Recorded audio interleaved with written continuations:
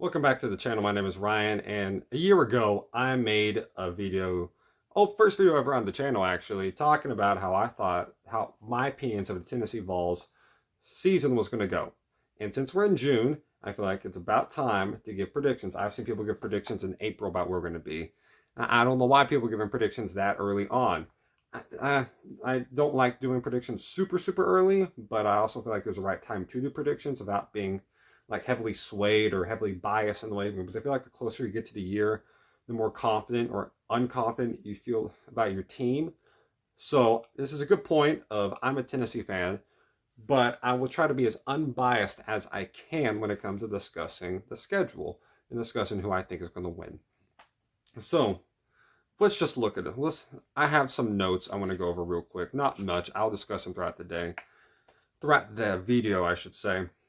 One thing is, I think this offense will look a bit different without Joe Milton. I don't think Joe Milton's going to be the main difference, though. I think without Jalen Wright and Jabari Small, it will be the biggest difference of them all. Consistent run game. Will we have that? Dylan Sampson, I love Dylan Sampson. I think that's very obvious. Dylan Sampson's very good. Best spin move in SEC. One of the best pass catchers for running back in the SEC and overall in the country. But yeah, there's some other guys that have not been proven that I feel like can fill in that role. It's tough to fill in a role like Jalen Wright more than he was. Jabari Small was good, but Jalen Wright was our big play threat. And I think I saw Cam Seldon. He's a guy 6'2", 223. He looks pretty good. I think he can be that. I'm not sure to that level, but I think at one point he'll be able to be a guy that's very good. But Sampson will have to be our main running back. Offensive line has returned. You have a lot of defensive guys that's transferred in. Some guys transfer out. Tyler Barron, Terry McDonald, stuff players of their nature have left. Terry McDonald, have a lot of moments he was not that good, so it's not the biggest loss in the world. Tyler Barron, different story. Yeah, Kamal Hadden left for the draft. You have guys like that. That's just natural. But you do have Amari Thomas in the middle, and you do have James Pierce. You don't know who James Pierce is. You get to know him very well, especially if you're one of the new additions to the SEC. Get to know him very well, especially you, Oklahoma. Your offensive line stinks. I know you got transfers in, but from a Tennessee fan, we would know more than anything else. Coaching makes players very good. Not just skill from the start. You can have skill from the start, but coaching would tear them down. Talk about Jeremy Pruitt, Dooley, Kiffin. Kiffin wasn't bad. Kiffin would just left. That's why we hate the guy. But players, the system that the coaches put them in, make them look good or not. It's not about the full-on skill. James Pierce will cook them. And I'm not sure how well Oklahoma's O-line's improved. It doesn't look great. A secondary for Tennessee is the main question. Skill position, I don't see no problem in Dylan Sampson, Squirrel White. You have Webb. You have Chaz Nimrod. Brew McCoy's coming back. Probably won't be the same level he was before. You got Mike Matthews coming in. Hopefully we use him a lot. Tied him from Notre Dame moving down. Obviously, Nico Lavala. He's coming in. That's the best I can say his name. It probably will be forever. Who else did I miss anyone? Dante Thornton. Hopefully he's going to be good. And that's kind of what I have right now. I think special teams will be different without D. Williams. That'll kind of suck. But we shall see what happens. First game of the year, we're playing. Some of these times I've been announced, but it's kind of nice to see.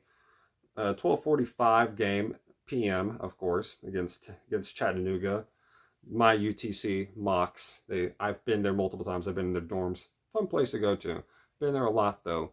And I'll tell you what, the football program, not bad at all. But it's going to struggle against Tennessee. This is August 31st. Tennessee is going to whoop UTC.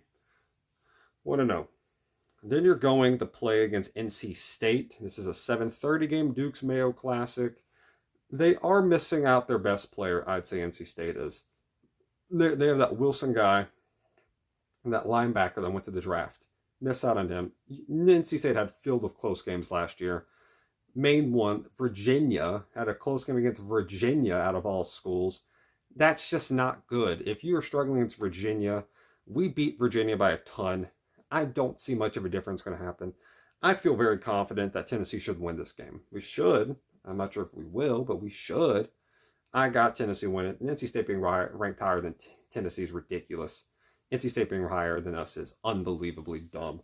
How? What have they done? What have they done? When's the last time they've had a double-digit win season?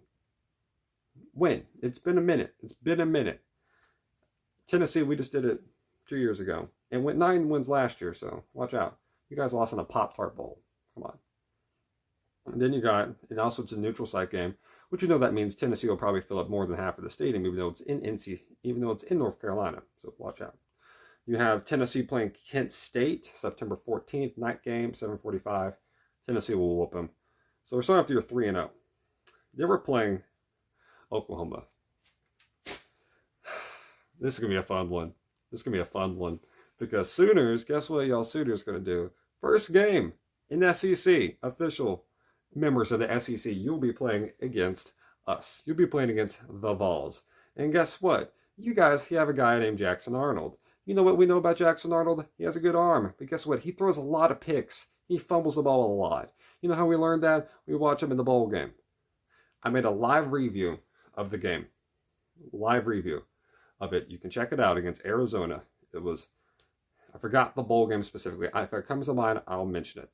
But oh my gosh. Oklahoma had 6 turnovers. 6 in one game. Arizona had a thing that they had this huge sword. And they just stuffed the footballs onto the sword. And it almost completely filled it up. That's bad. That's really, really bad for Oklahoma's part. That's why I question. One of the fumbles came on a 3-man rush on 3rd and 20. One guy went here defensively. One guy went the other way. It's the most simple concept in the world. It's a 2D tackles. And they got to the quarterback. Like, that shouldn't happen. You're telling me that O-line's improved that much? You're telling me that O-line has improved so much that Amari Thomas and James Pierce can't get him? I get it's in Norman. I get that. But you're not perfect at home. You know that. You got a quarter. First of all, last year you ran a lot of hurry-up offense. You know where you got that from? Tennessee. You know who's the head coach here? Y'all's Heisman quarterback, last team to actually win a national title game at Oklahoma, is our head coach, Josh Heupel. So we know he knows what it's like playing in Norman. He can clearly show that to them. You know what you guys don't know? How to stop Nico. You can't. Nico looks a lot more like Hendon Hooker than he does Joe Milton. Let's just be honest with that. He has very good awareness in the pocket. He can get out. He can make all the throws. Should have had a 60-yard touchdown to Ramon Keaton if Ramon Keaton knew how to run through a route right. We're going to have way better schemes. Go back to 2022 schemes, not just screen passes half the time. So annoying. Inside zones the other half, by the way. Then our defense can be good. I know you have some good skill positions, but if you guys can't block, I'm not sure you're going to do. And we have a good rush defense, by the way. We only have one bad day stopping the run. That was against Cody Schrader in Missouri. My fault. Every other game we were pretty good at stopping the run. I don't think y'all can do much better. I don't think any other SEC team has stopped at running the ball on us, other than Missouri, of course. Missouri is just way better than anyone else. You're gonna be like everyone else. Kentucky couldn't run the ball. Bama couldn't consistently run the ball. You're gonna be like them. You can't run the ball consistently. You're gonna make Jackson Arnold throw. Seeing how he threw those passes against Arizona. Y'all start off the year against Houston. You have Tulane. You have an easy game at one point. If Tulane falls off a little bit, Houston's not great. You're not going to show your hand, and Arnold's not going to have to play a lot. And especially if Arnold's looking questionable.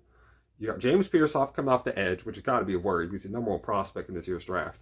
You got the best quarterback, who is a future number 1 overall pick, it looks like, for next year's. You got guys that can fly down the field, and you have to also guard Dylan Sampson. I know Brent Venables is the head coach. That's mainly defense. Josh Heupel put 52 on Nick Saban, the best defensive coach to ever touch a field. I bet he can do the same to Brent Venables if he really wanted to. Tennessee Vols, I got them in this one. Should be by double digits. Let's be honest. Let's be honest in here. Should be by double digits. Yeah. And also after you beat Texas, you lost to Kansas. You lost to Oklahoma State. You lost to Oklahoma State. Really? Oklahoma State? You lost to Kansas too. You lost to Arizona. Like, you lost to teams that you say, like, would be in a similar pack, I guess, what Tennessee would be.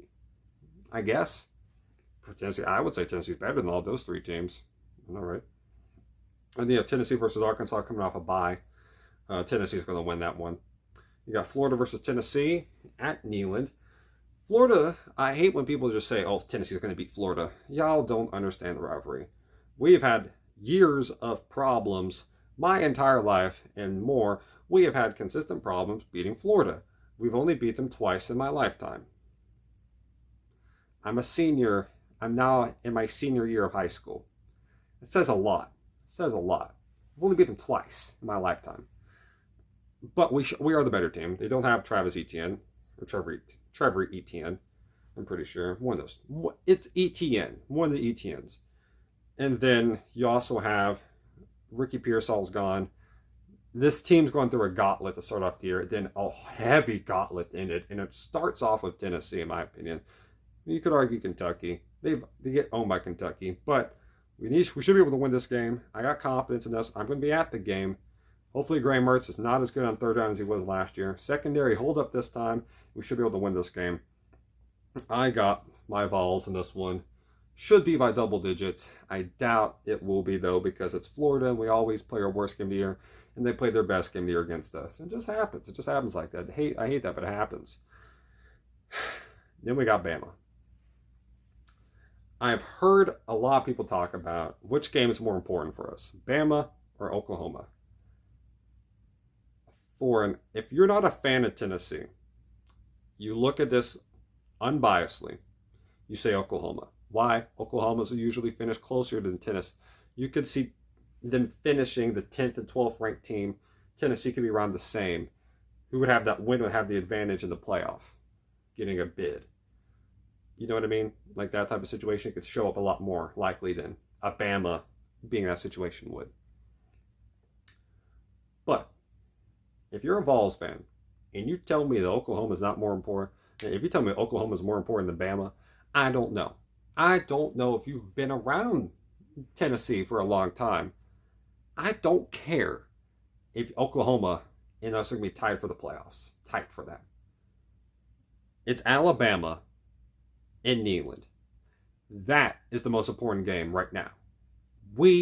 First year without Saban, we got to pounce. We got to get them. We got to get them. We have to get them on them. And I'm trying to be unbiased, but let's be honest. Let's look. I've seen a lot of Bama fans really confident about this game.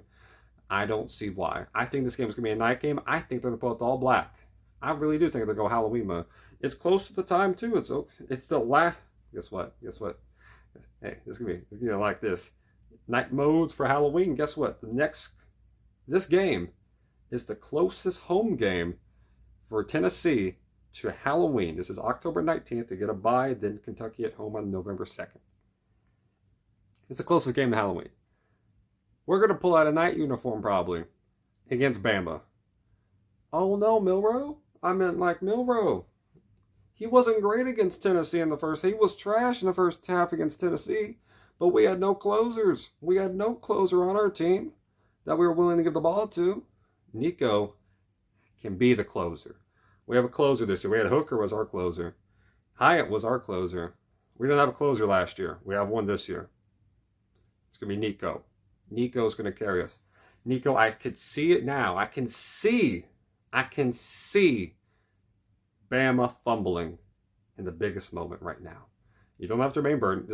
Isaiah Bond's gone. You don't have the great skill position players, I would say. I don't believe you do. Run game's going to be a problem. But remember, we had a really good run defense last year. And Jason McClendon didn't do great against us either. I mean, yeah. You have Roydo Williams. I get it. You have a really good run game.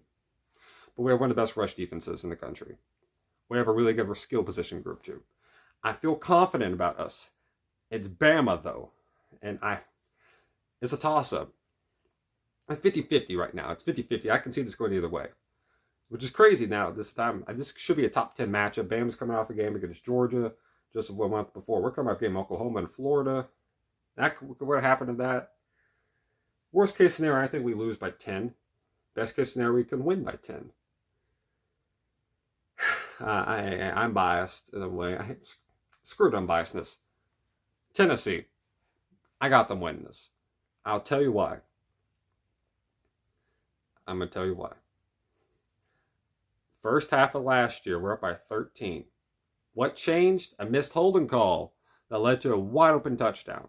Wide open touchdown. Flipped the game right there. Flipped it. Mental mistakes. Didn't let Millen carry the ball. Didn't let Millen make plays. Defense messed up. Bad fourth down calls. Everything went wrong second half. And we still were close down the stretch of that game. Still had a chance. We were going to take that. We're going to learn from that. Heupel's 1-0 at home against Bama. He's undefeated at home, never lost. First survived Nick Saban. Are you going to have that defensive type of adjustments? Kalen DeBar, you talk about close games. He's known for close games. But is Michael Penix as good as Jalen Milroe was? I don't think so. My mind, Jalen Milroe will never be as good as Michael Penix. Never. As a thrower, as a clutch player, as just a quarterback, no, nowhere close. He doesn't have as good as weapons as Washington had last year either. I know that might get some flack for that. Romeo Dunze, James Polk, all of them, Dylan Johnson are better than what Bama has right now. And also, we're not going to talk about how Bama just lost 4 or 5 first-round picks. A future top pick with Caleb Downs. I know you got your guys in here. You know you got a pretty good defensive coordinator, but you ain't got Nick Saban. You ain't got Nick. You ain't got Saint Nick, the man who's single-handedly kept Georgia from running the SEC. Single-handedly kept LSU from running the West. That is the guy that is gone now. I see a way Bama can win, but Heupel's been here. DeBar's never been to Tennessee. You play different at Tennessee. Milroe's never played a game at Tennessee. It's a night game. We're undefeated in night games with the dark uniforms on. Just watch. I've been there in night games. I've been there last year. We played South Carolina. I was there. Watch out, Bama. I got the Vols. Vols in this one, baby. If I had to make a prediction, 28-24. That's my prediction. Tennessee versus Kentucky. This is going to Neyland. If they beat Bama and Oklahoma and Florida undefeated at this point, they're going to whoop Kentucky easily. No chance. Brock Vandagriff, no shot. Mississippi State and Tennessee. Tennessee's going to rock them again. Tennessee has 4 straight home games. That's nice. Very nice. And then you have Georgia. Let's be honest as Tennessee fans. We ain't got that much of a chance. We don't have Georgia's number. We really don't. As long as Joshua Dobbs is not the quarterback in our backfield taking snaps, I don't believe we have a good chance to beat this team. I just don't. Dobbs was great against this team. Dobbs was, I think, 2-0 against this team. But not any... We don't have him. We're not going to ever get him back. Unless if Nico plays like him, and then, my gosh, we'll be good. Second half Dobbs is arguably the best quarterback Tennessee has seen since Manning. Let's be honest. Dobbs' second half is unbelievably good. First half Dobbs, oh my gosh. Oh, man, that was tough. Hooker, I love the man, but Dobbs made stuff happen. 300 passing yards, 100 rushing yards. Hooker is probably better than Dobbs, but Dobbs did it for 2 seasons. You know what I mean? Yeah, I love Joshua Dobbs. But Georgia has such a good... I get it, but Carson Beck's not bad. I know they don't have Brock Bowers, but they don't have Ladd McConkey, but that wasn't the reason why they kept beating up on us last year, and it wasn't the reason why they beat them the year before. Their defense. It's just so good. Very tough place to play at, too, at Georgia. I don't see that going low for Tennessee. I got us losing that one, yeah. They got Etienne at running back, too. They still got Bell, number 86. He's really good. Yeah, I don't see this going low for us. Then, thankfully, we don't have like a South Carolina on our schedule enough the year. We got UTEP and Vandy. I got us beating both of them. Peak for us 11-1. Floor 8-4. Yes, 8-4. Same thing as last year. I could see no improvement happening. I doubt that. I think there's a better chance we go 11-1 than if we go 8-4. But I will say, it wouldn't surprise me if we go 9-3. Lose to either Oklahoma or Florida. Which, again, struggles. Bama, Georgia. It'd be heavily disappointing. I'd rather go 3-9 and beat Florida, Bama, and Georgia than 9-3 and lose to those 3. That's just me. I bet a lot of Tennessee fans would agree, though. This is about rivalries. 10-2, 9-3, a little more realistic, I shall say. But I do believe I like Nico. I think he's more like Hendon Hooker, and Hendon Hooker could close out a game against anyone. Give him the ball late in the game with the lead or a tie game situation, he was going to make something happen. Even if he was down, he was going to make something happen. Game against Georgia was just, oh, man. We started off 3-0, and then our defense let stuff happen, and then they just outplayed us. They just outplayed us that game. We didn't realize how good they were. I guess I don't know exactly. It was just bad, but yeah, I got Tennessee going 11-1, 10-2, probably what I'm looking at. Again, that Bama game's a toss, so that could go either way. As a Vols fan, though, I will not ever say Bama will beat us again. So I got Vols 11-1. Put on the comments your opinions on this. Again, I could definitely see 10-2, 9-3, but I got 11-1. Let's go Vols, man. I'm excited for this year. This is very late. It's like 1:44 right now. I just watched Islam Makhachev beat Dustin Poirier. Saw A&M beat Texas. And baseball, horns down, baby. We don't like Texas around here. We're the real UT. We'll prove it this year. Let's go Vols. Hope you have a great day. I'll put in the comments your opinions about this. Hope you have a great day. Stay safe, y'all. We do a lot more opinions about this with a lot of different other teams. So subscribe. A lot more teams we'll cover. Put in the comments your own opinions and give me information that you don't think I've mentioned that I should have. And yeah, put on teams I should do predictions on. And yeah, give your own predictions, not that. Hope you have a great day. Stay safe, y'all. And God bless y'all.